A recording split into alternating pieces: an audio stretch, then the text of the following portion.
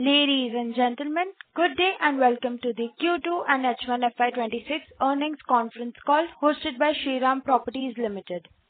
As a reminder, all participant lines will be in the listen-only mode, and there will be an opportunity for you to ask questions after the presentation concludes. Should you need assistance during the conference call, please signal an operator by pressing star then zero on your touchtone telephone.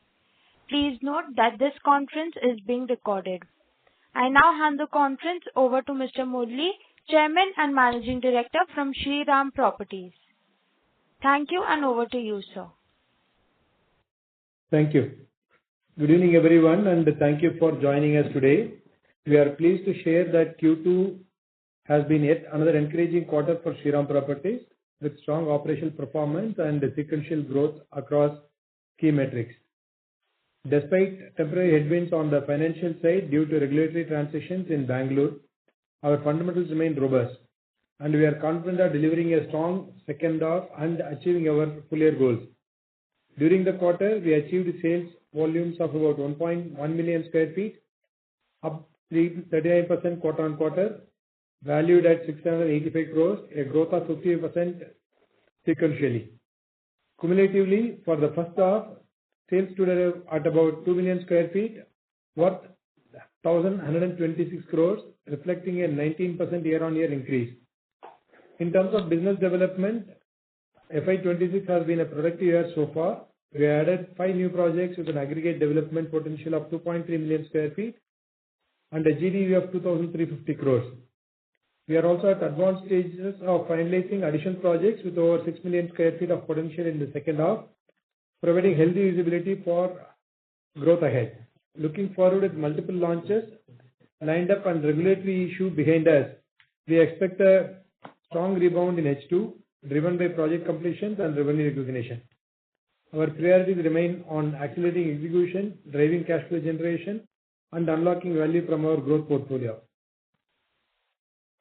With that, let me now hand it over to Mr. Ravindra Kumar Pandey, CFO, to take you through the financial details. Thank you, sir. Good evening, everyone. My name is Ravindra Pandey. I am the CFO of the Shriram Properties. Thank you for taking time to join us today as we present the performance highlights for Q2 FY26. We have uploaded the presentation on the website of the company and the stock exchanges, and I hope you all have access to it. Over the next 2 minutes, I will walk you through the operational and financial performance of the company for the quarter gone by and on the strategic priorities and growth roadmap for H2 FY26. I'll be referring to the slides of the presentation what we have uploaded. I'm referring to the slide number 2. So before we move to the performance section, a quick overview of Shriram Properties, especially for those who have joined the call for the first time. We have a sense of leadership and trust with a strong presence across Bangalore, Chennai, Kolkata, and Pune. Our delivery record stands at 48 completed projects and over 29 million square feet delivered, backed by consistent execution standards. Customer trust continues to be our core strength. Over 31,000 happy customers, with nearly 1/4 of our sales driven by referrals. Financially, we remain one disciplined developer in the sector, with a debt equity of 0.3x and a CRISIL A- positive rating, reaffirming our governance and financial prudence. In essence, Shriram Properties is a credible mid-market and mid-premium residential brand built on legacy, driven by performance, and trusted by thousands. Referring to the slide number 4 of the presentation, Q2 FY26 was one of the challenging quarters as the regional industry witnessed once-in-a-lifetime event involving division of BBMP, the old municipal corporation, into effective 2nd of September 2025. This transition nearly paralyzed the real estate sector in approvals, completion certificates, and issue of e-khatas that are mandatory for unit registration ahead of handover and income recognition. The single biggest factor shaped the performance of regional players, making the quarter as one of the most difficult quarters in recent times. Viewed in this context, SPS performance is satisfactory. We delivered strong operational KPIs, robust YOY growth in financial performance, but our absolute numbers were muted, thus stressing margins and profitability for the quarter. With governance stabilizing, the normalcy returning from end of October, outlook for S2 looks robust. New corporations have started functioning. Approvals started moving. OCCC files started getting cleared. E-Khata issuance resumed. Many of our pending OCs have also started flowing now. In view of the above, we expect stronger handovers, higher revenue recognitions, a stronger pipeline of launches, better operating leverage, and we remain confident of recouping lost ground in S2 FY26. Slide number 5. This slide highlights the extent offered by us in Q2. Over 650 units across 5 projects with aggregating revenue recognition potential of rupees 420 crore got deferred. We expect these units to be handed over to the customers over time during the second half as the OC Khata progresses from here on. Slide number 7 is our KPI snapshot. Let me now attempt to highlight our operational and financial performance in detail. Q2 was a very strong quarter operationally. We achieved 1.14 million square feet of sales volume, which is 39% higher on QoQ basis and 10% higher on YoY basis. This reflects the excellent response to our recent launches. Sales value stood at 685 crores, registering a 55% QoQ increase and 21% year-on-year growth. This demonstrates both healthy absorption and firm pricing in our micro markets.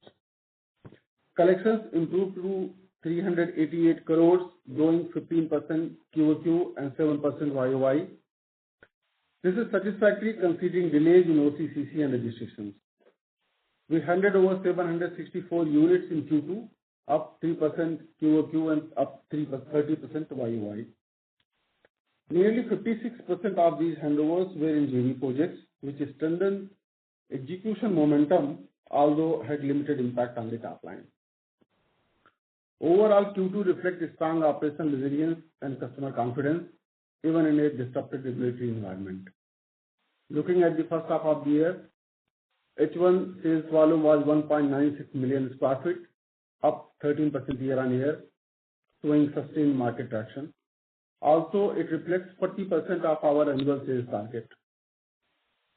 H1 sales value reached 1,126 crores, which is a solid 19% YoY growth, driven by strong launch performance and consistent absorption.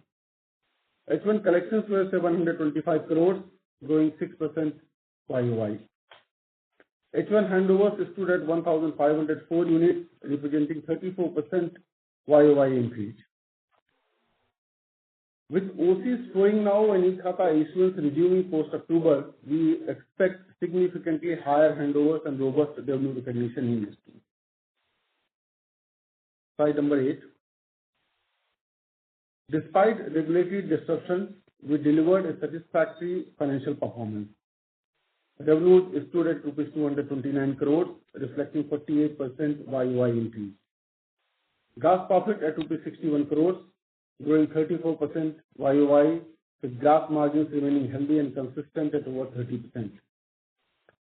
EBITDA for the quarter was rupees 23 crores, despite higher relative overhead absorption due to deferred revenue recognition. And finally, PAT for the quarter was rupees 9 crores, a meaningful improvement over last year when we had reported a loss. I want to highlight that these YoY growth numbers reflect the lower base of the previous year. Our absolute revenues and absolute earnings for the quarter remain modest, solely because of deferred handovers. Had these OCs and Khatas been processed on time, our Q2 top line and profitability would have been significantly higher. But since these are only deferment of revenue, we remain confident of delivering target earnings on a full year basis. Overall, the operational engine has remained strong, margins are stable, and the financial performance reflects resilience in a disrupted quarter. Slide number 9. This slide contains a summary of our discussion in earlier slides. Slide number 10, business development highlights. On the BD side, we have added 5 high-quality projects in our pipeline during H1 FY26, having potential to develop 2.3 million sq ft with a GDV of 2,350 crores. Of this, 3 projects have been concluded during October 25 alone and highlight the momentum build-up and the back of aggressive efforts taken during this year. Across all 5 additions, the common thread is clear: strategic location, capital efficient structures, high velocity micro markets, and strong margin potential. But what is even more potential is what lies ahead. We are on track to add another 5-6 new projects with over 6 million sq ft of development potential over the next few months. We have visibility on these new additions as these projects are already in advanced stage of diligence closure and documentation. Apart from this, our BD funnel is strong with 20+ million sq ft under active evaluation across Bangalore, Chennai, and Pune. We are therefore confident of moving ahead with our targeted pipeline addition over next 12 to 18 months. Slide number 11, project pipeline and business development overview. This slide highlights the status of our current project pipeline, both ongoing and upcoming projects. The upcoming projects alone represent a GDV of over 11,400 crores, with ownership well diversified between owned JDA, JVs, and DMs. We are clearly on track to nearly doubling our upcoming pipeline within the next 18 to 24 months, maintaining capital discipline while deepening our presence in high velocity micro markets. Slide number 12. Project launch highlights. We launched 3 projects during the first half and all have delivered solid traction. Codename Superstar in Pune launched in May with a projected area of 0.89 million sq ft and 0.44 million sq ft opened in phase 1. We have already sold 48%. Codename The One at Electronic City in Bangalore launched in July. 0.5 million sq ft launched and we have achieved an impressive 80% sell-through, reflecting a strong demand in this corridor. Springfield Phase 2 in Kolkata launched in September. Out of 0.28 million sq ft released, we have already sold 43%, showing healthy momentum in the Kolkata region as well. Across markets, the response has been robust, reaffirming that launch sentiment and end user demand remain very strong. Slide number 13, project launch outlook. Looking ahead, we have a high confidence launch lineup of 2.7 million sq ft with GDV of nearly 2,200 crores across Bangalore, Chennai, and Kolkata. All these launches are well prepared, micro market validated, and backed by strong pre-launch momentum. This position us a very strong S2 in terms of sales and collection. Slide number 14. This slide highlights our handover and income recognition outlook. We have a very strong and highly visible set of projects ready for handover during S2. With OCs and e-Khata starting flow, we will be handling over nearly 2,800 units during H2, involving 2.5+ million sq ft with over 1,000 crores of revenue recognition potential. We remain confident of reaching our handover targets of 3,000 to 3,500 units for the full year. This is one of the most robust recognition pipelines we have had in the recent years. In summary, the pipeline is ready, the execution engine is aligned, and S2 is positioned for a robust growth. Slide number 15, project completion outlook. This slide shows the status of projects which are ready or getting ready for the delivery during this year. Slide number 16. This is the glimpse of some awards we received during the year. Slide number 18. Financial highlights. Let me now shift gears to highlight our financial performance and outlook. We already discussed these points in our earlier slides. To recap, Q2 was impacted by the GDA transition and resultant deferred handover and deferred revenue recognition across multiple completed projects. Our YOY growth trend has been strong due to lower base of last year. but absolute revenues and earnings were muted, reflecting deferred revenue recognition. This is purely temporary, and we are confident of recouping lost ground during H2 FY26. The good news is that the situation is already normalizing. OCs have now been received in all but one project, and e-Khata issuance process has begun. With project completions on track and the regulatory environment is stabilizing, we have a strong revenue recognition outlook for H2, and deferred income from H1 will flow through.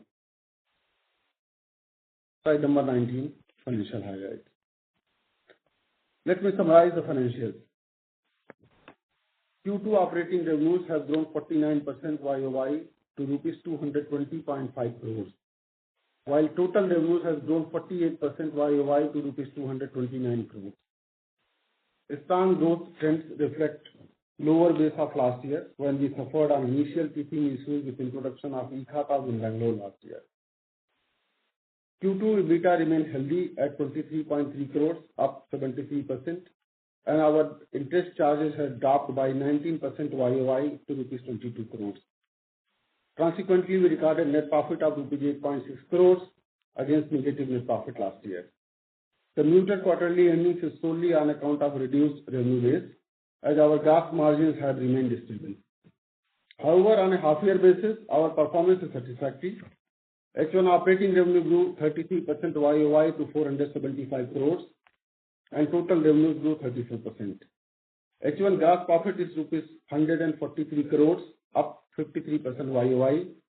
Gross margins is stable at 32%, reflecting a strong underlying project profitability. Other expenses were slightly higher because of Pune brand building efforts and non-recurring one-time settlement costs associated with Ashiana Land Parcel in Kolkata, as well as new launches spent during the first half. H1 EBITDA is around 70 crores, broadly in line with last year. The temporary softness in absolute profits is entirely due to deferred revenue recognition from completed projects. Finance costs are lower by 18% YOY. H1 PAT stood at rupees 29 crores compared to rupees 17 crores in last year H1. With key projects now reaching OC stage and e-Khata progressing, we expect significantly stronger revenue and profit momentum in H2, as the deferred income will start flowing through. Slide number 20. This slide summarizes our discussion in the earlier slide. Slide number 21, consolidated cash flows.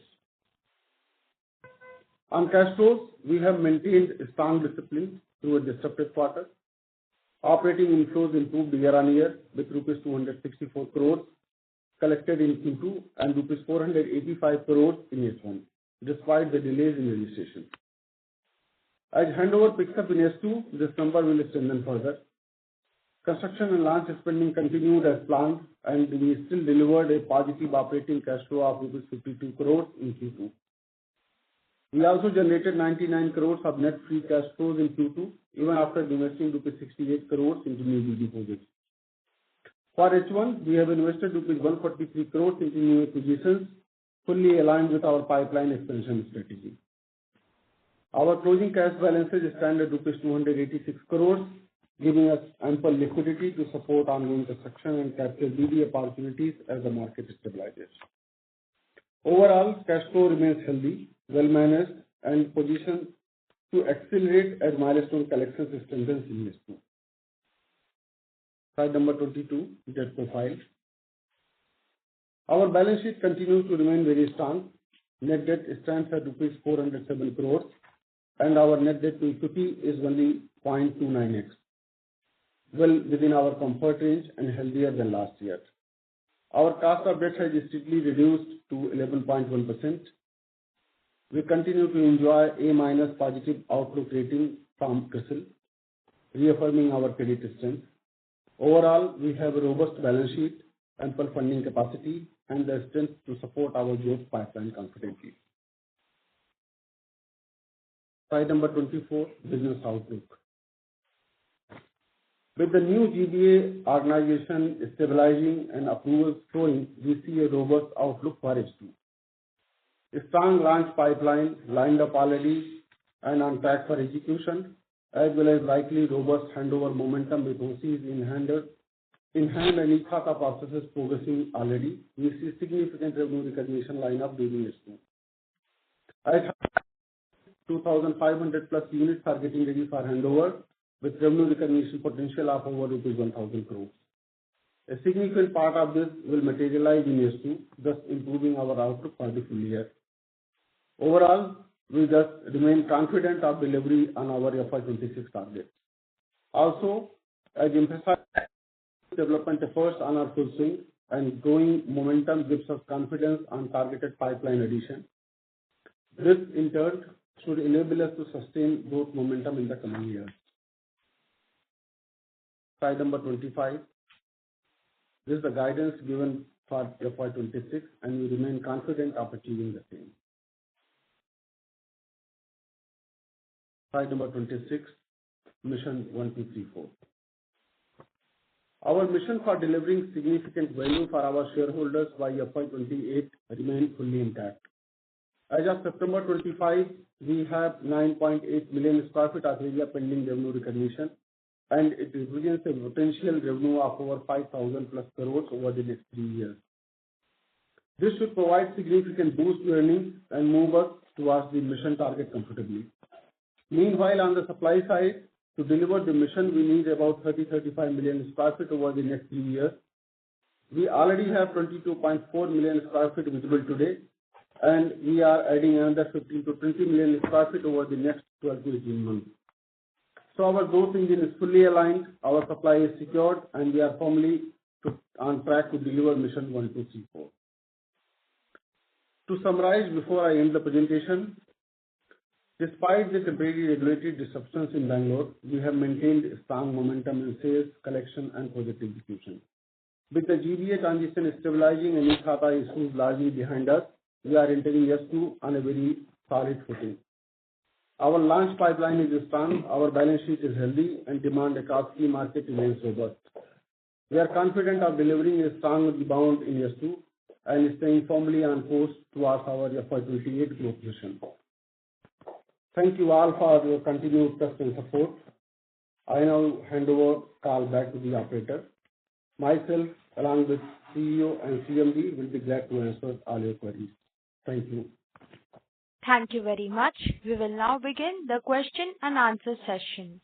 Anyone who wishes to ask a question may press star and 1 on their touchtone telephone. If you wish to remove yourself from the question queue, you may press star and 2. Participants are requested to use handsets while asking a question. Ladies and gentlemen, we will wait for a moment while the question queue assembles.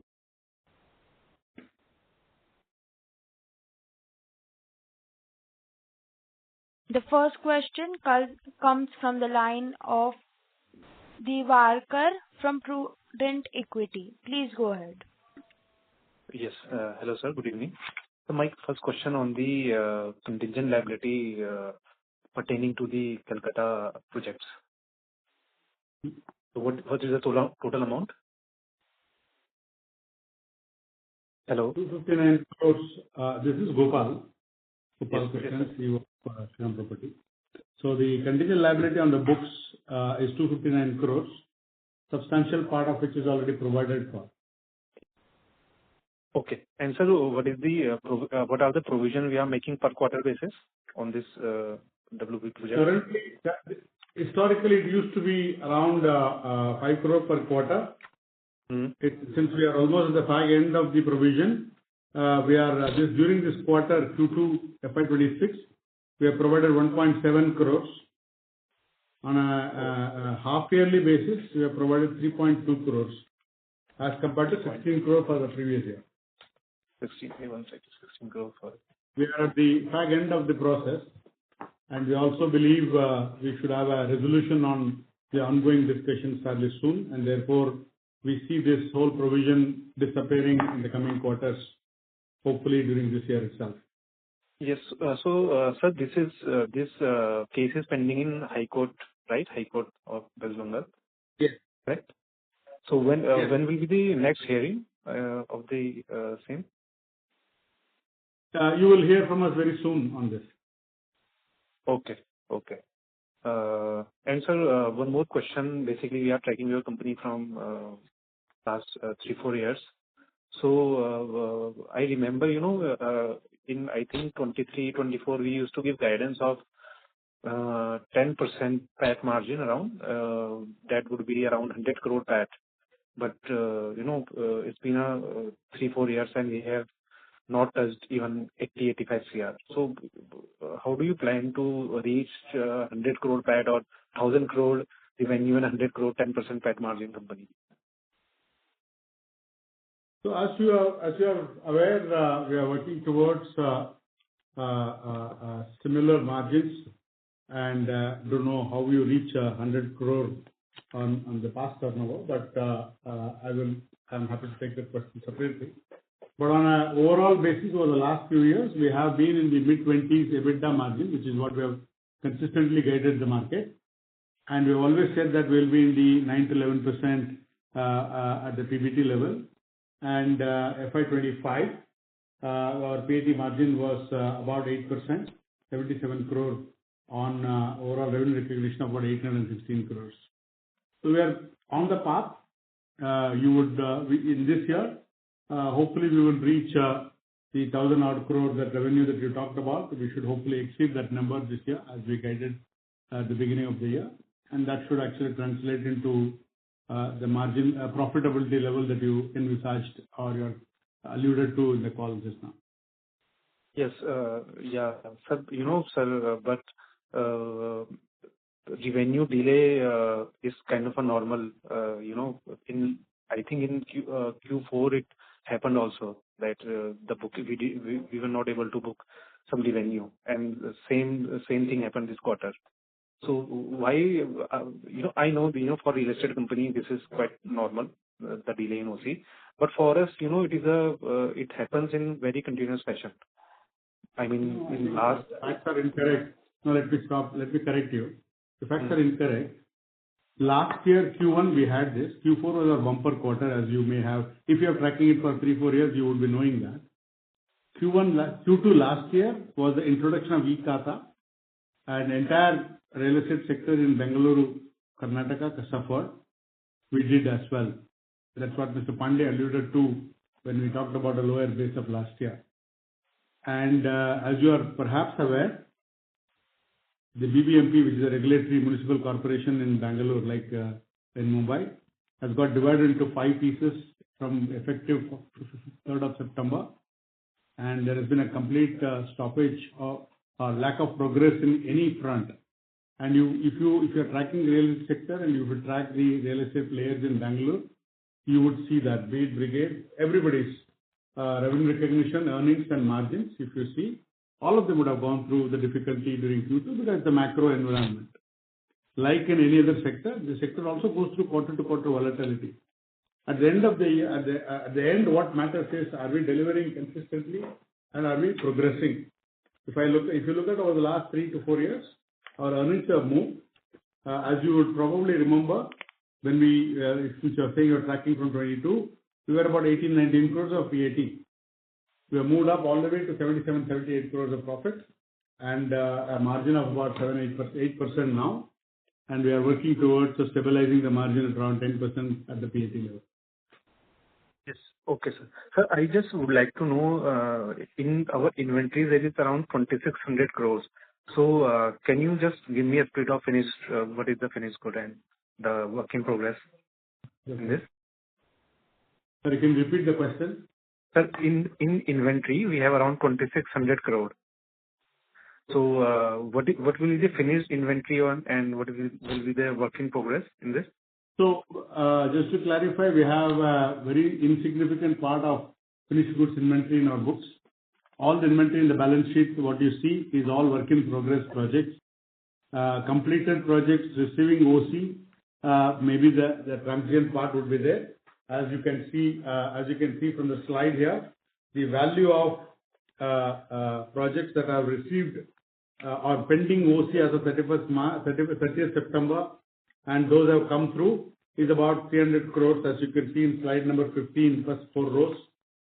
And those are the inventories that you can say it is a value of inventory of finished goods. But these are all sold as well. Let me put this number in a different way. We have about out of 19-20 million square feet ongoing, we have an unsold inventory of about 3 million square feet, 3+ million square feet. And therefore, 85% of the inventory is sold. Therefore, all the work in progress you see in the balance sheet is all project progress against which you have customer advances in the left-hand side of the balance sheet. So, practically speaking, completed project inventories are insignificant in Shriram's portfolio. Okay, sir. Okay. That is all from my side, sir, and wish you a very good luck for the future. Thank you. The next question comes from the line of Nitin Jain from Fair Value Advisors. Please go ahead. Yeah, thank you for the opportunity. My first question is regarding the BBMP restructuring that you mentioned. So, what I wanted to know is that it must have been like the company must have known about it earlier, right? So, I'm just surprised that there was no mention of it in the last call that this kind of restructuring is upcoming. So, I mean, it's kind of a surprise now. No, it is not. The restructuring was known. The act was passed somewhere in May, June this year by the Karnataka Assembly. Implementation time was not known to anyone, and even if it was known, it would have been impossible. It's not a manufacturing firm that we can prepone the dispatches. Even if it was known, there is a timeline which is required for completing the project. What was not known, what was surprise to most players, was that when the 3rd of September or 2nd of September government decided that will be the effective date and they just kicked off the process, BBMP stopped taking decision, be it the plan approvals or be it the OCs and e-Khatas and Khatas. The new organization took some time to stabilize. Right? There was no officers not appointed, as Mr. Pandey alluded to in the speech. Officers are not appointed. Officers are appointed, but they don't know their roles and responsibilities. They are all senior bureaucrats, by the way. These are the senior most commissioners and officers have been appointed to the commissioner there, and across the entire chain, the organization gets divided. You just imagine like Mahanagar Palika of Bangalore, government decides to implement a division into Mumbai North, South, East, West and all that. It takes time. This is a one-time transition which happens, like we went through in RERA. It took more than a year to stabilize. Fortunately, here, now from mid of October, we have seen officers taking charge and releasing papers. So this is an unexpected event, and it's not, looking back, one can say, yeah, we should have planned for it. I don't think it is possible to plan either an accelerated construction or accelerated paper exit or accelerated paperwork. Both would be difficult. And in such a large historical transition, from their perspective, couple of months of delay is not something that they would be worried about. And from our perspective, as a listed company, quarter to quarter, it makes a difference. But if you look at it in a fiscal year as a whole, I don't think it will make any significant difference to us as well as any other player in southern regional sector. Sure. So just to follow up to that, it's just because we've been following the company for some time. It's happening that the company is repeatedly, finding itself in regulatory hurdles. Like last year it was in Maharashtra, now Karnataka. So is it maybe somewhere we are falling short of planning, or what exactly? Can you provide some color? No, I think it's an incorrect impression, just to be perfectly candid. And every company goes through in a new market. We took almost 6 months of time to overcome the regulatory, whatever is the issues which we had or learnings we had. It is true for any new market. If a pharmaceutical company goes to United States, they will take some time to learn. And that's the risk of entry into the new market, apart from customers accepting your brand. And in Bangalore, or any market for that matter, in Bangalore, we've had, in the last 4 years, we've had e-Khata issues last year. And BBMP transition into 5 different corporations this year. It happens. It happens in a business. We know how to run this business, and as long as we are able to mitigate and overcome these challenges, these are the industry challenges, right? Even a stabilized service sector like software companies will have a problem. Suddenly US decides to introduce a new law. If you are outside the business, yes, it's very easy to say we should have predicted it. If you are inside the business, you need to be able to manage the challenges and overcome. And I'm sure We all experienced enough in the business, in the sector, like we did in Pune, like we did in last year in Bangalore. I hope you appreciate that we did, with all the challenges we had in Kata, which was introduced as a new concept in Bangalore last year. E-Kata was made mandatory. We still delivered 3,300 homes. So I think it is doable.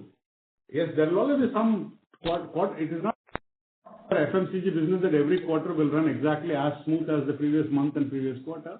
That's the nature of business. But I assume, like Shriram, all other players are seasoned enough to overcome these challenges. Be assured, these are temporary aberrations in volumes, and they'll get caught up in subsequent quarters like we did last year. Right. That's very helpful, sir. Thank you. My next question is on the OCs.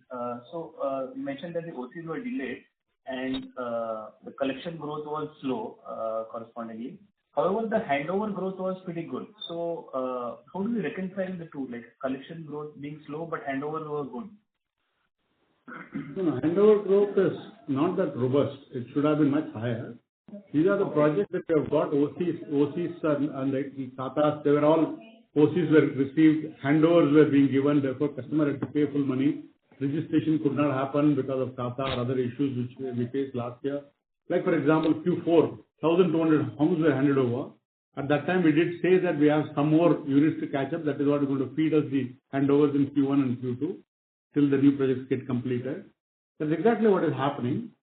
Collection in a much, if you look at last year's projects, if you are handing over, the overall collection will be about 5% of the balance amount.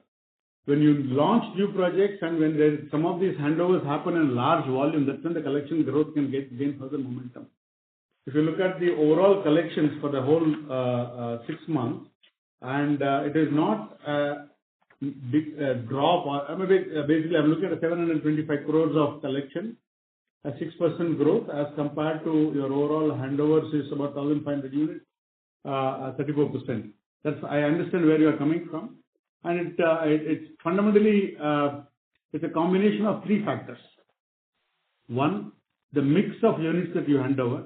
Because Bangalore suffered, majority of the handovers would have been in Calcutta. I can give you the breakup offline, or maybe my colleagues can pull out the number. Calcutta unit volumes, each unit will have a balance value of about 4-5 lakh rupees to be received because the ticket size is about 45 lakhs. So the number of units and the collections might not necessarily match. It's a basket of 3 markets and 3 different ticket sizes. But we remain confident that we will reach this number of whatever the collection number that we set out for ourselves, about 1,800 crores. I think we are on track. 2 things will help us. One, the new launches that we are doing, second half is more robust as always in southern regional sector. Those new sales will bring new collections and therefore that will improve. Second is the pent-up handovers that we have, about 460 crore worth of stocks to be handed over to customers. Those will have anywhere between 5 to 10% depending on the legacy. In the past, we used to leave almost 10% for the handover stage. Of late, in the last 2-3 years, we have tightened it to say only last 4-5% will be pending for handover. The combination of all this will deliver the cash flow for us. Sure. And my last question, sir, is on the borrowings increase in this quarter. So I think it would be right to assume that these were lined up to make sure the launches happen on time. No, these are nothing to do with launches. Working capital launches. When we start constructing the new project, that's when we start borrowing for construction finance. Couple of construction finance would have happened, but they would have drawn much smaller. These were primarily growth capital raised towards locking in new projects. As you know, we have locked 5 projects during the year so far, of which 3 were done in October. So we would have, as part of those kind of acquisitions, we have to raise capital. And as we have said, consistently maintained, we will keep an eye on the debt equity, and these capital that is being raised will be more short-term fuel for accelerated growth. As and when the new projects get completed and the capital, our share of profit gets unblocked as a cash flow from operation, these debt will be repaid. So on a net basis, will remain under control, and these were therefore raised for growth funding. Right. Thank you, sir, for the elaborate answer, and all the best. Thank you, Nitin. Thank you. The next question comes from the line of Vidisha from CRK. Please go ahead. Hello, sir. Can you please explain it to me? So you said 450 is the deferred revenue, and out of the sold part, 6.2 MSF is pending revenue recognition. Is this 450 a part of this pending revenue recognition? Yeah. This 460 crore, I'll take you to two slides as a reference point. Slide number 6 talks about the projects that that did not get OC during Q2 but has got the OC now. So those are 420 crores worth of stocks which have to be handed over to customers. If you look at another slide which is there, which talks about the full year, what are the projects that are scheduled for completion and handover, which is slide 15. That tells you about 1,128 crore worth of stock which has to be handed over to customer. Substantial part of that is sold, and therefore that could be the potential revenue recognition during the second half on top of what we have done already. So therefore, we believe the second half will bring in a large part of capital revenue recognition contribution, and therefore we should be able to cross that 1,100-1,200 crores of revenue that we have always talked about. So we are on track because we already clocked nearly 40% of our annual number, and the balance will come from these 1,128 crore, which includes whatever you have seen the earlier 460 number. So slide 15 gives you the complete picture of OC received as we speak now, as well as some of them are pending in Q3 and Q4. All put together, for remainder of the year, that is the maximum revenue recognition that we should be able to do, and that will add up to whatever we have done up to Q2. Okay. Total by FY28 that is something. 700 is not pending. No, audible now. Can you repeat? Yes, so slide number 26 that you say 5,000 CR by FY28. So out of this revenue recognition that is pending, that is 1,100 CR, which will be recognized in H2, right? H2 22. Might not be possible because if you get the OC and during Q4, all of them may not be possible. A substantial part would be recognized. Okay. So can you give me a rough estimate? Spill over to Q1 and Q2. Balance will spill over to Q1 and Q2 next year. Okay. So can you give me a rough estimate in by year, right? FY26, 27, 28. How this 5,000 CR will flow in as part of your sales? That will be very difficult for me to explain on such a large audience group. Maybe you can get in touch with one of us offline. We'll probably walk you through. But obviously that modeling has to be done by you. We can only broadly guide you. And my team members will, either Mr. Pandey or Mr. Shrikant will be able to help you. You can come through SGA. They'll organize a conversation between us and you. Based on what inputs we can give, you should be able to appreciate how this 5,000 crore will flow back into the company. All right, sure. So just one last question. So this 1,100 CR, you said 1,100 CR will be spread in the next 4 quarters, right? H2 of 26 and then 1,100 crore will get spread mostly in second half, which is Q2, Q3 and Q4. Some part will spill over to Q1 next year. Q2 next year will be a very small number. So substantial part of 1,100 crores that you see in slide number 16 will be recognized in second half of this financial year alone. Some part will get spill over to Q1 of next year. That's all I meant. Thank you, sir. Thank you. The next question comes from the line of Saumil Shah from Paras Investments. Please go ahead. Yeah, hi sir, good evening. So my question is on this Hindustan Motor land which we own in Kolkata. So what is the size of that land and is it a freehold? I mean 100% belongs to us? Yes sir. It's over 310 acres of land thereabouts. And 310? 313 acres. Okay. And this is a freehold. We have paid for it and purchased this land many years ago. So it is in our books for many years. It's a freehold, completely purchased by. It was purchased originally by a private equity player called Walton Street, who was a partner with us at the SPV. Then we merged the SPV into parent company. Therefore, it is owned by Shriram Properties Limited as a listed company, owns this land. Out of which some part we have developed already. We are going through some discussions with the government of West Bengal, which hopefully you will hear from us soon. And leftover, whatever is the land which is left over, will still be developed by us or monetized by us. We always had this strategy that we want to develop about 10 million square feet by ourselves. Rest all we want to monetize. The strategy remains. It got put on hold because of the ongoing challenges with litigation with the government, which we believe we are at the advanced stage. Give us some time. You would hear from us soon. I'm not equipped to have these details spelled out at this point of time.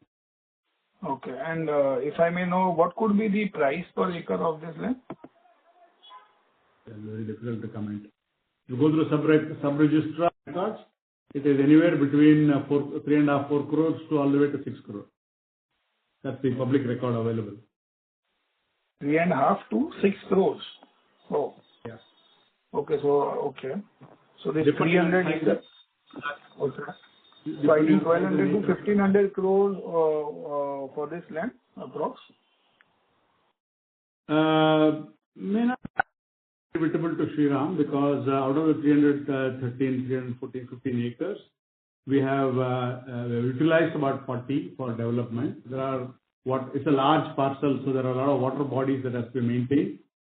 So the developable area can be about, apart from whatever we have used already for Shriram Grand 1, Shriram Sunshine, all that, maybe we would have about 125 to 130 acres of developable area. Okay. And out of which we are doing some settlement and to overcome this litigation that we are doing.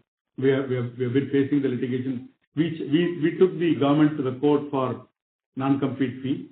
We believe we are at the end of the process. Hopefully you'll hear from us soon. And at that point of time, you'll know the details of what is the leftover land for further development. But we believe a large value is residing there as an simple acreage value, which market doesn't appreciate. So I'm glad that you asked the question because the market doesn't appreciate as of now. Yeah, correct. And do we have to pay any dues for this? No. It's a fully paid freehold land. Okay. So as of now, if we want to calculate, we have 125 to 130 acres to be developed. Yes, sir. Okay. And so my next question is, if I'm looking at our presentation, I think I'm a bit confused. So what could be our GDV for next 2.5-3 years for our projects? I mean, for our own projects and for other JV and JDA projects? Just we are looking at my colleague to give me GDV of the entire pipeline.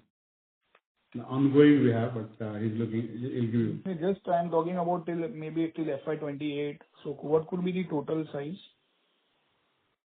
Yeah, give me one second.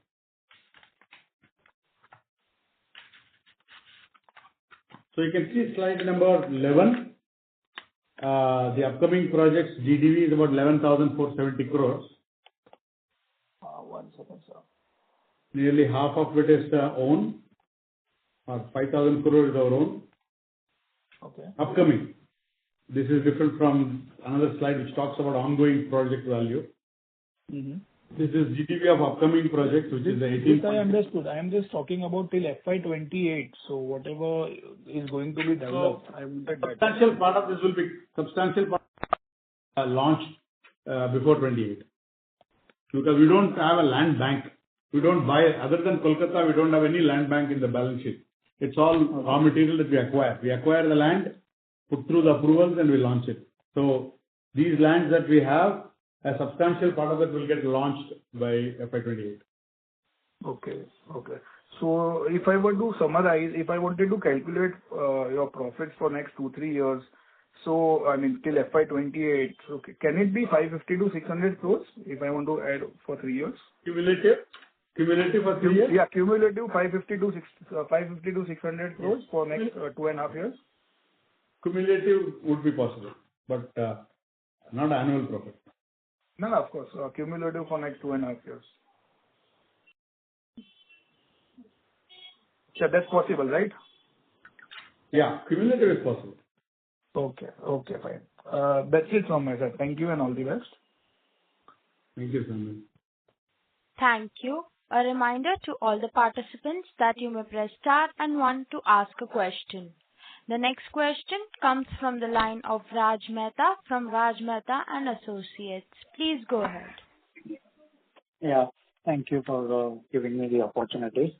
Sir, I wanted to know few things related to how do you think the sector in Bangalore is performing? The regulatory hurdles which are all behind us, and since you told that from October onwards you are seeing a good progress in getting OCs and getting regulatory things are going on.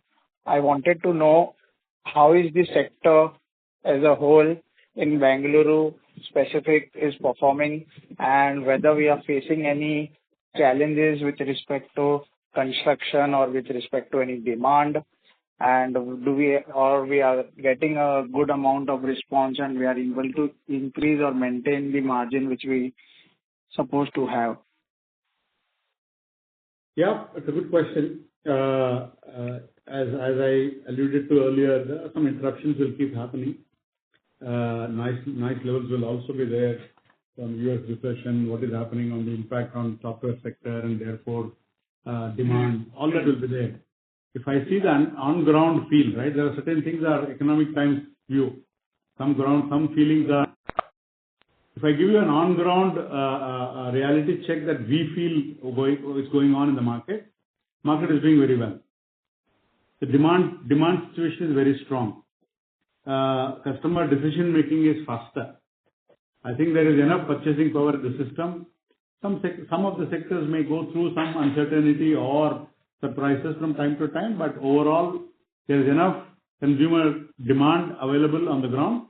It's also evident from the fact that not just us, if you look at the press release, that I've been closely tracking all the regional player press releases. And if you have seen in our own slide number 12, we said D1, which we launched 500,000 square feet. We almost 80% is sold in less than 3 months, right? July end we launched. By September, we are almost done with 80%.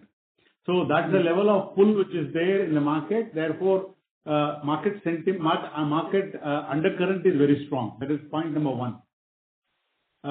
You just need to be, and this is true for most players. If you look at the launch track record of several of our peer group, listed and unlisted, they all have been doing very well from a volume perspective. Number two, from a pricing perspective, I think they've gone are the days of 21% hike year on year, 16% growth in selling price. Those may not happen. Post-COVID, we saw some big spike in selling price, which may not happen. We are in a very steady state, mature pricing environment where you can very safely expect between 5 to 6, 7%, max 5 to 8% price hike on an annual basis, which will more than compensate. As you know, construction cost is about half of the pricing most of the time. So the 5 to 8% increase will cover more than the required inflationary pressure on the construction side. Therefore, we don't see a margin pressure. More importantly, margin will stabilize and may go up for some players like us as a consolidated company level margins has an upside because they are upgrading the portfolio. If you see, pre-COVID, we used to sell below 5,000, 5,500, less than 5,000 per square feet for mid-market product. Today, our average portfolio realization for mid-market is in around close to 7,000 rupees, 6,500, 7,000. So overall portfolio upgrade as well as scale improvement should help in margin enhancement in players like us. But as a market as a whole, I think prices will be rising in a moderated or a meaningful way, not a substantial big spike. That's on the price front. Supply front, Supply front will always, it is unlike a manufacturing or a service sector, supply side pressure will come and go from time to time. It could be depending on the election pressures, regulatory pressures, office bureaucracy issues. Those will keep happening, and that's the nature of business. And therefore, and I think all seasoned players, all the top 10 players are mature enough to manage the situation. So we therefore think supply side will not be a unusual stress at any point of time. But being a consolidated industry consolidation is actually playing off. So there is no mindless supply here.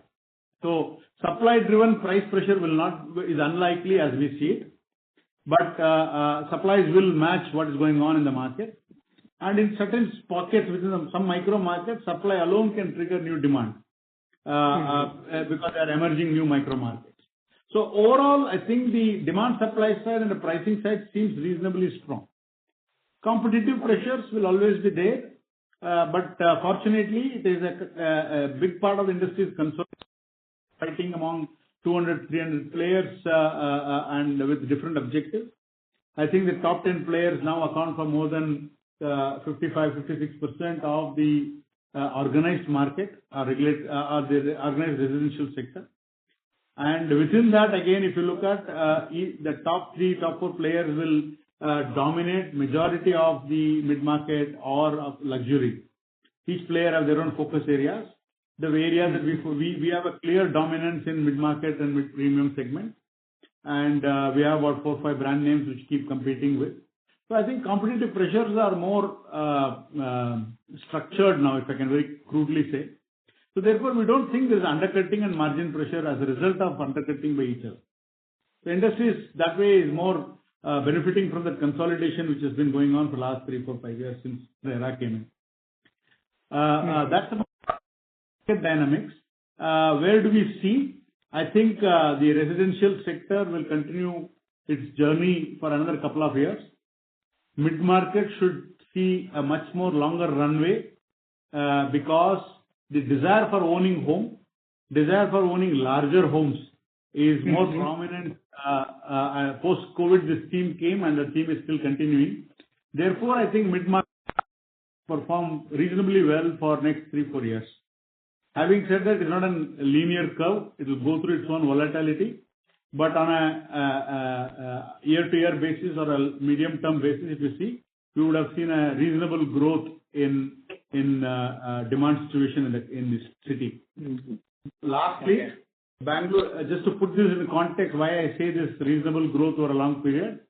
This Bangalore used to, people used to say, most of the publicly available research used to say, Bangalore is about 55,000 homes market, new homes. Between 45 and 55, depending on which year you take. Today, Bangalore is in excess of 75,000-80,000 homes market. So it has grown and it is continuing to grow and it will continue to grow. And therefore, this will remain an interesting market for us. Okay. And sir, secondly, I also wanted to check, there are smaller players or regional players in Pune also, which had tied up where the big PE funds have invested in them and now they are chasing aggressive growth. So similar way, since our portfolio is also tilted towards upper middle class and towards premiumization, aren't we seeing any possibility where we can chase growth and bring certain bigger players so that we don't have to leverage our balance sheet and side by side be aggressive and not being conservative, since the cycle will last for next 2 to 3 years, and when that cycle changes or the cycles get stagnant, at that moment we become aggressive, then it becomes a dent on our profitability too. So isn't it possible, or the management should think of bringing a better player in the company so that we can expand it aggressively, or we are just thinking growing consistently and focusing more on conservative basis? I would approach this differently. I think the market at least views a bigger player We are not looking for a bigger player to come and drive what we need to do. In Pune, if you look at several local players called us to figure out what we are trying to do because we have kind of painted the city in blue, as they called it. We entered the market. Southern Pune is one of the difficult market to enter because the micro market that we went, NABM area, which is called Undri, the annual sales velocity for the last 4 years was only about 400 units a year. Annual velocity of the micro market. We have sold more than 250 units in the last 4 months. One player. That's the dominance that we bring in. So I'm not sure whether you call this as a muted play. We see it as an aggressive entry. And within 6 months of entry, we have already signed another project in Hinjewadi, which is a emerging new hub, one of these corridors that you all will envy.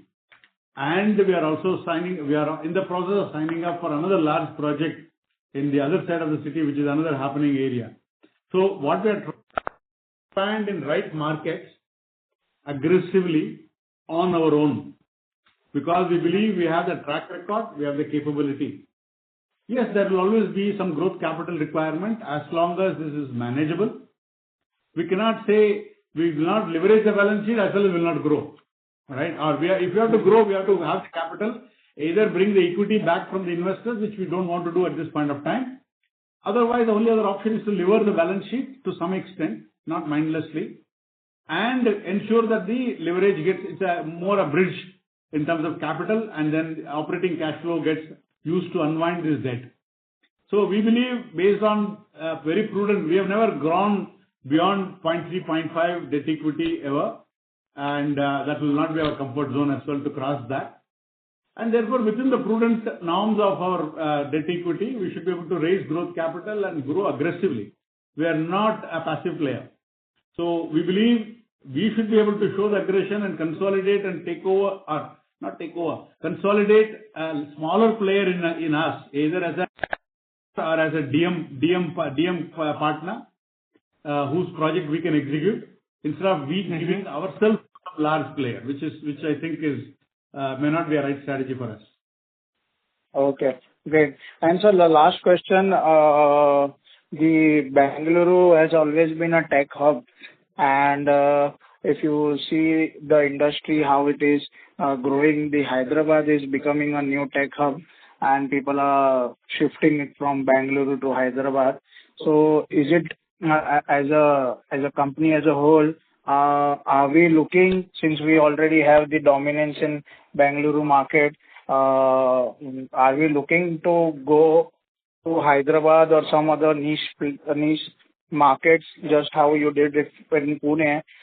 Similarly, are we able to think internally that we should diversify from a few cities to a larger cities and at least have a diversification, and those problems should not be faced when there is a specific problem in a specific state? What are your thoughts? How do you want to grow going forward, other than where we are already growing in Bengaluru and Chennai?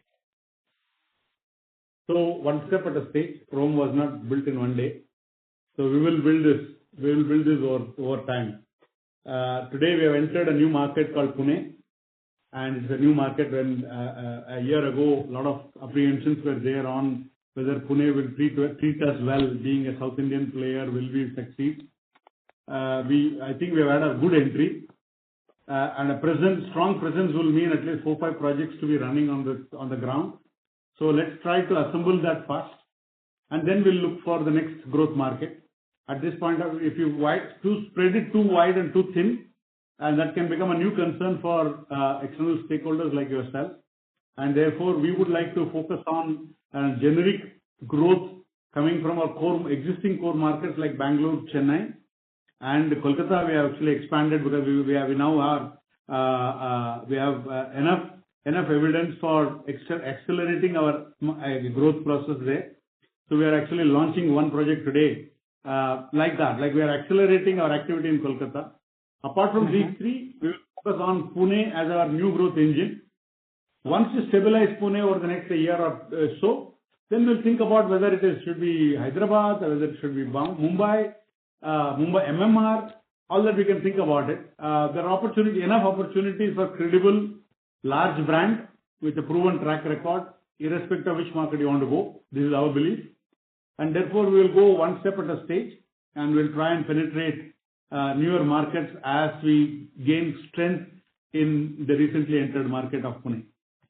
Okay. Thank you. All the best. And so one last thing I recommended last con call also, whether we are taking any steps towards building investor confidence by doing any road shows or we are attending any conferences so that people come to know about what we are able to do it on the... We have accelerated the effort, helped by our IR teams as well as external IR consultants. We are now engaged with not only analysts but also several fund managers and family offices. Hopefully this will result in some traction. As some of the people on the call said, they have been tracking us for 3 years, 4 years. They have not written research on it as yet. So like that, we need to work with this team like yourself and other people to enhance coverage, to enhance confidence in them and in the fund managers to make an entry. We took your suggestion very seriously, and over the last 2 quarters, both our CFOs and the IR team have been on the road after every results, trying to go and meet the large investors consistently, along with apart from analysts. So I believe we should be able to break through in a reasonable time. Okay, great, sir. Thank you, and all the best for the future. I also request some of the analysts on this call to see they have been tracking. Some of them said they have been tracking for many years. Hopefully, they are now able to understand the company, and hopefully they'll start coverage, which will also go a long way in this institutionalization process. Thank you. A request to all the participants, please restrict yourself to 2 questions only. The next question comes from the line of Nitin Jain from Fair Value Advisors. Please go ahead. Yeah. Thank you, sir, for the follow-up opportunity. So, my question is regarding slide number 15, if you can revisit that. Are we trying to say here that our H2 revenue potential could be approximately 1,100 crores? And I'm just trying to put it in context, given that in H1 we have done 450 crores. Substantial part of 1,100 crore is the potential. It may not be all. For example, if you look at substantial part of 1,100 crore is the potential that we have. If you look at the previous slide, it gives same data is given in project by project. There are some projects which are due for completion certificate, the OC in Kolkata as well as in Bangalore in Q4 and some in Q3. It may not be possible, depending on the timing of receipt, it may not be possible to consummate the entire revenue recognition in Q3 or Q4 alone. And therefore, the entire revenue potential of 1128 that you see on the column there is the potential that we would have. A substantial part will come through in the second half. The rest will come through in Q1, as somebody else asked me the same question. I clarified the same way. Substantial part of this will be in second half, and then leftover or spillover will come in Q1 next year. Great, sir. Great. This looks good if it materializes, sir. Thank you so much. We're working towards it. We are very confident it will happen. And as you know, thank you, sir.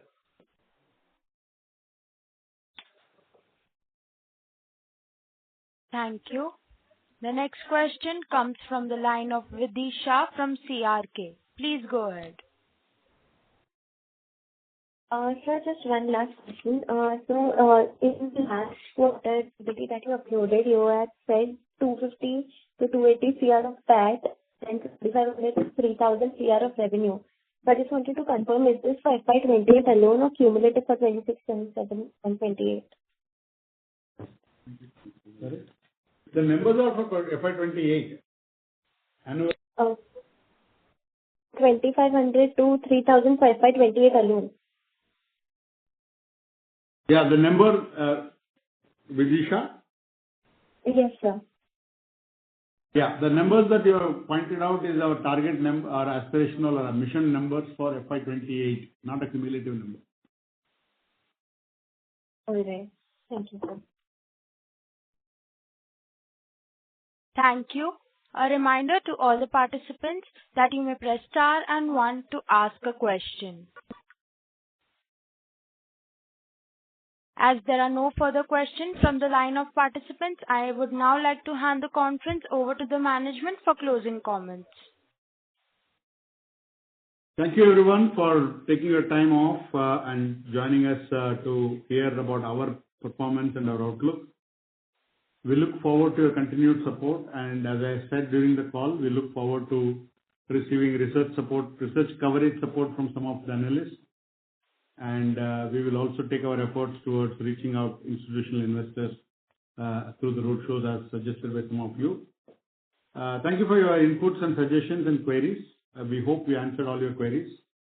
If there are anything pending, please connect with us directly or through SGA at any point of time. We are happy to clarify and provide additional inputs, whatever we can, to an external stakeholder. Thank you so much. Have a great evening. On behalf of Shriram Properties Limited, that concludes this conference. Thank you for joining us, and you may now disconnect your lines. Thank you. If you found this video helpful, please like, share and subscribe to Concall India for latest upcoming Concall.